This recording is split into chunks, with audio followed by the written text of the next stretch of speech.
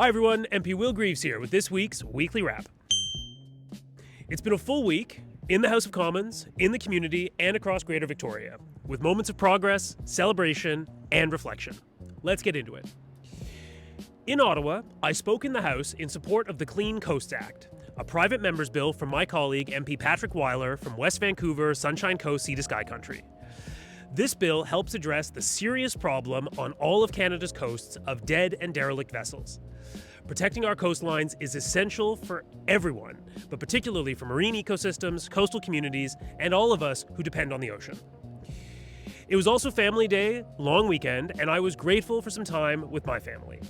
We watched lots of Olympic events, and there's really something special about cheering on Team Canada from the comfort of your couch while eating some tasty baked goods. Back home, we had two important ministerial visits.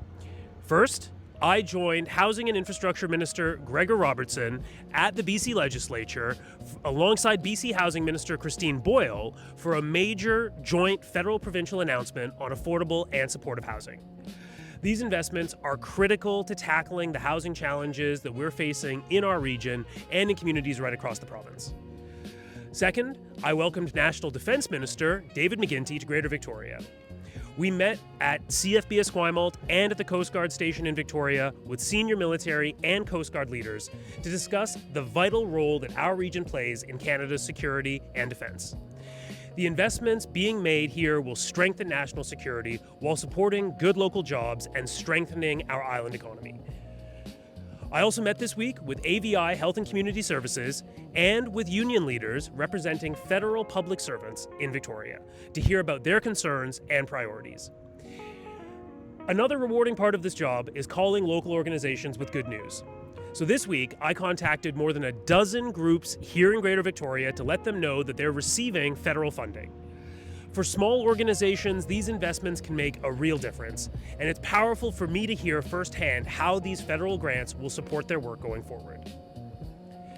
It was also a week of cultural celebration and remembrance. I celebrated Chinese and Lunar New Year with the Chinese Community Services Centre of Victoria, and I joined the Ukrainian-Canadian community to mark the 4th anniversary of Russia's full-scale invasion of Ukraine. A war that continues to cause immense destruction and loss of life. Joining communities in celebration and in grief is a solemn responsibility that I take seriously. It's important that Canadians of all cultural backgrounds and heritages feel seen by their federal government and their local MP, whether Chinese, Ukrainian, Iranian, Palestinian, Filipino, Jewish, Sikh, and others that I've met with in recent weeks. As our province and our country move forward through difficult and unpredictable times, shaken by tragedies like Tumbler Ridge and buoyed by joyful moments like at the Olympics, we do it together. We share the burdens and we share the celebrations. And speaking of celebration, I also attended this week the Ebony Roots Black History Month concert, hosted by the BC Black History Awareness Society and Sound the Alarm Theatre of Music and Sound. It was a powerful afternoon of music and storytelling, highlighting Black history right here in BC. The other night, my family and I also took in an all-instrumental Taylor Swift tribute concert. And I will say this, live music shared with other people feels really good. It's one of the many reasons we need to continue to support the arts and cultural institutions that bring communities like ours together. So that's the wrap for this week. Thanks for staying tuned, thanks for staying engaged, and I'll see you next week.